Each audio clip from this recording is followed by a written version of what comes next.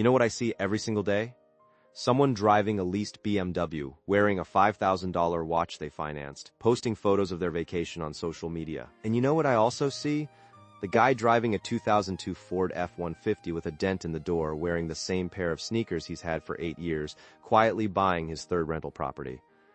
Here's the thing that will mess with your head. The guy in the BMW is probably one missed paycheck away from bankruptcy. The guy in the F-150, he's probably got a net worth north of $2 million. The system has programmed us to confuse spending with wealth, but the real money, it doesn't flash. Look, I need to say this clearly, this is not financial advice. I'm a guy on the internet tracking corporate mechanics, not your certified financial planner. Do your own math. I'm Tom, and this is Tom Thinks. I'm here to cut through the Wall Street jargon and give you the real talk on your money, even if it hurts your feelings a little bit. If you're someone who has ever looked at someone else's highlight reel and felt like you're falling behind, hit subscribe and give this video a thumbs up, because today we're going to expose the 13 signs that someone is secretly wealthy and why almost everything you think you know about rich people is wrong.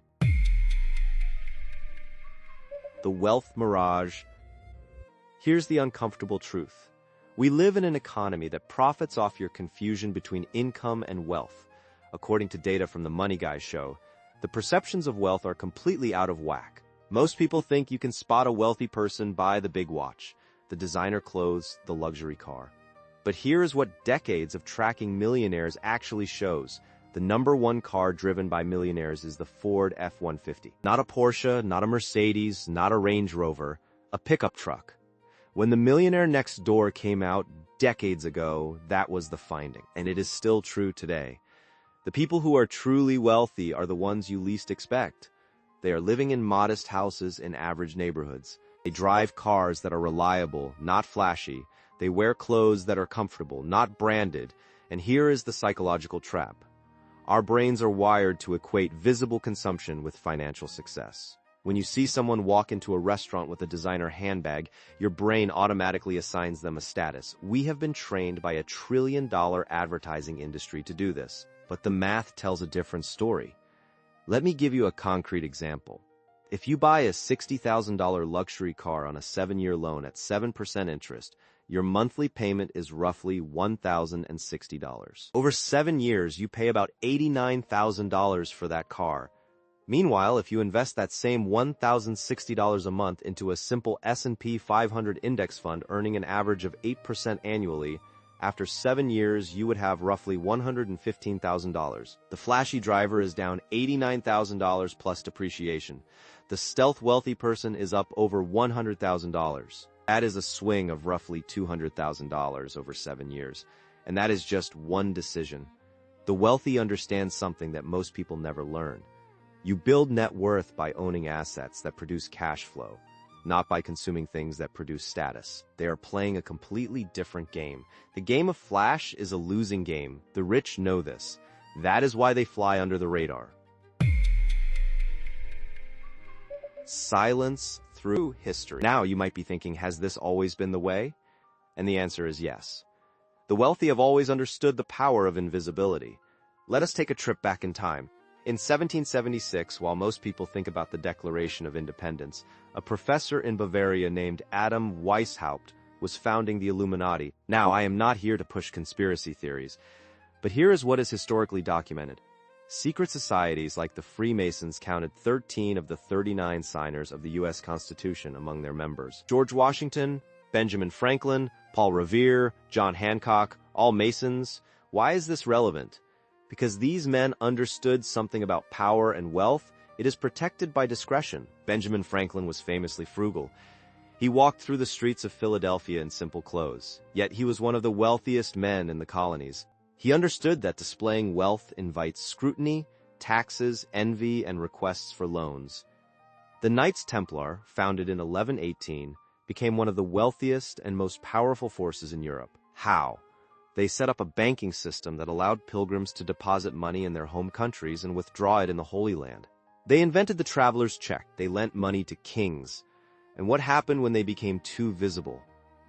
On October 13, 1307, King Philip IV of France, who they had denied additional loans, had dozens of knights arrested, tortured into false confessions, and burned at the stake.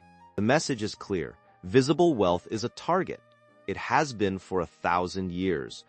The wealthy have known this since the dawn of civilization. That is why, throughout history, the truly rich have always maintained a low profile. They use trusts, shell companies, and family offices to keep their names off public records. They do not post on social media. They do not appear on reality TV shows about rich people. They stay quiet because they know that the moment you show your hand, someone takes a piece of it. The founders of this country understood this deeply. They built a system with checks and balances precisely because they feared the concentration of visible power. And the financial system they created? It was designed to protect capital, not display it. The mindset trap. But here's where it gets interesting. There is a psychological mechanism at work here that keeps most people trapped in the cycle of visible consumption while the wealthy quietly build. And it is sold to us as self-help. Mark Manson wrote a brilliant piece dismantling the secret, and I want to borrow his framework here because it explains exactly how the system tricks you. Secret and books like it tell you that if you visualize wealth, if you project positive energy, the universe will deliver. And for a certain type of person, this works through what psychologists call confirmation bias. If you constantly think about money, you start noticing opportunities. You become more open to taking risks. You feel more confident. All of that is real. Here is the dark side. The same confirmation bias that makes you see opportunities can also make you blind to risks. The secret tells you to never doubt yourself, to ignore negative thoughts, and that is a recipe for disaster. Manson points out that research shows people who engage in delusional positive thinking actually perform worse. Why? Because when you visualize success, your brain gets a dopamine hit as if you have already achieved it. You become complacent. You stop putting in the actual work. Meanwhile, the truly wealthy are not sitting around visualizing their success. They are running the numbers, they are analyzing tax codes, they are building systems. Here's the math of the trap. The self-help industry is worth over $11 billion. Books like The Secret sell a fantasy that wealth comes from your thoughts. But the real mechanism of wealth building is boring. It is about earning more than you spend. It is about investing the difference in assets that appreciate or produce income. It is about avoiding debt that doesn't serve you. It is about being willing to look poor while you get rich. The psychological hook is simple. We want the status now, not later. We want the car now, the watch now, the vacation now. The wealthy delay gratification. They play the long game. And here's the irony that Manson captures perfectly. The people who buy books about getting rich are often the same people who are financing the author's wealth. The author gets paid. The reader feels inspired. But unless the reader takes actual action, uncomfortable, boring, non-sexy action, nothing changes. The system extracts the reader's money through the book purchase while selling them the illusion that change is coming. It is a psychological pyramid scheme. The asset accumulation. So how do you flip the script? How do you become one of those quietly wealthy people who drives an old truck and has a 7-figure net worth? It starts with understanding the fundamental wealth equation. Wealth equals what you own minus what you owe. That is it. Not what you earn, not what you spend, not what you wear, not what you drive, what you own minus what you owe. The wealthy focus on the numerator, what they own. The non-wealthy focus on the denominator, what they owe, and they keep adding to it. Let me give you the framework that the stealth wealthy use. It is called the 3 Ps: price, possessions, and pay. The price you put on things is about value, not status. You do not pay extra for a brand name unless there is a functional benefit. You buy a Toyota, not a Lexus. You buy a Timex, not a Rolex. Possessions are a utility, not an identity. Your car takes you from point A to point B. Your house keeps you warm and dry. Anything beyond that is a luxury that reduces your wealth accumulation rate. And pay is about optimizing your highest source of income while keeping expenses low. Now, here is where the real mechanics come in. The stealth wealthy do not just save money. They deploy capital into assets that have historically outrun inflation and provide tax advantages.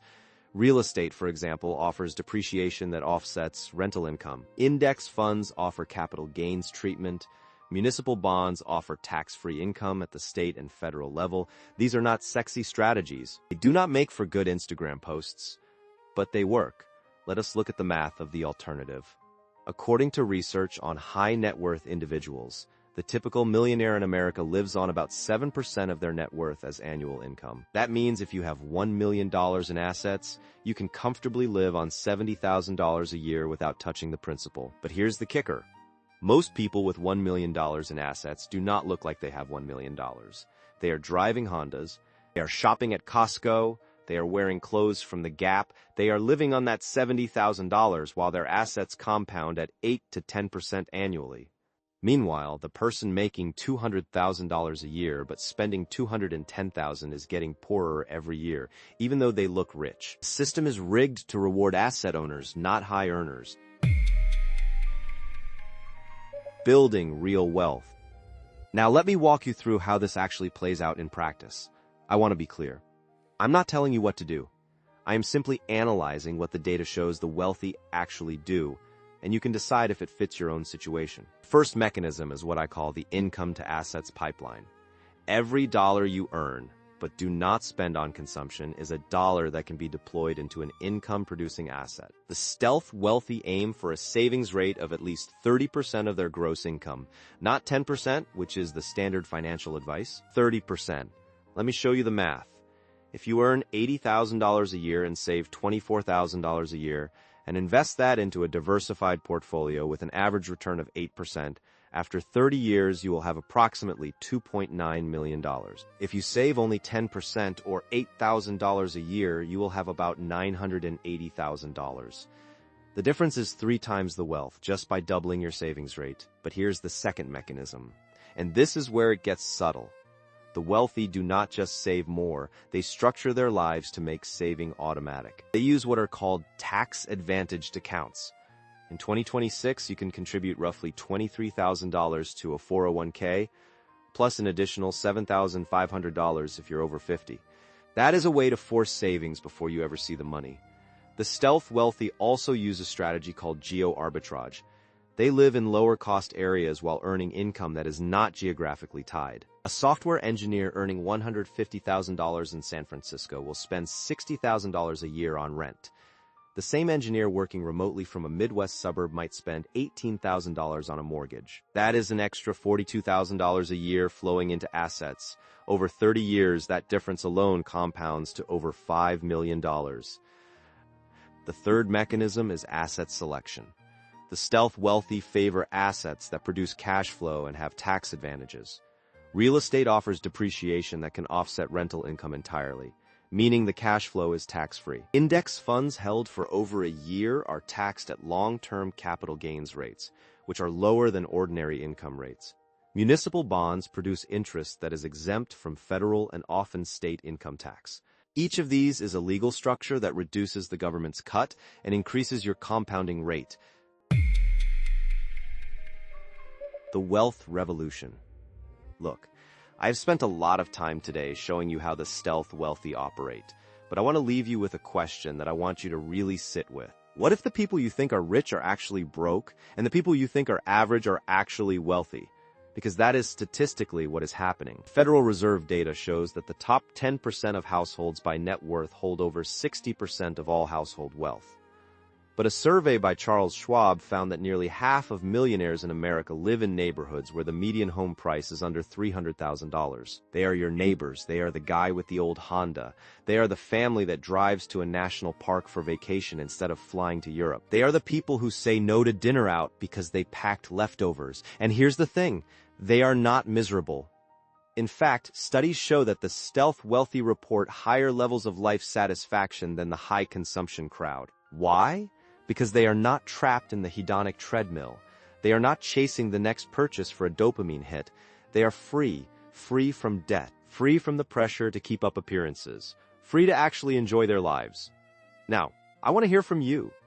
Drop a comment below and tell me, what is the one thing you gave up or stopped buying that made the biggest difference to your savings rate? I read every single comment, and I want to know your story. And if you know someone who is trapped in the cycle of spending to look rich, share this video with them. It might be the wake-up call they need. Because here is the final truth. Wealth is not about what you have.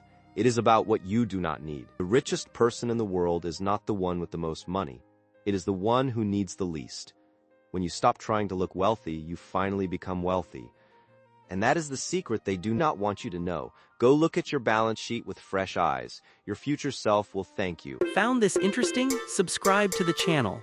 Give this video a like, share it out, and drop your questions or ideas in the comments. Until our next adventure.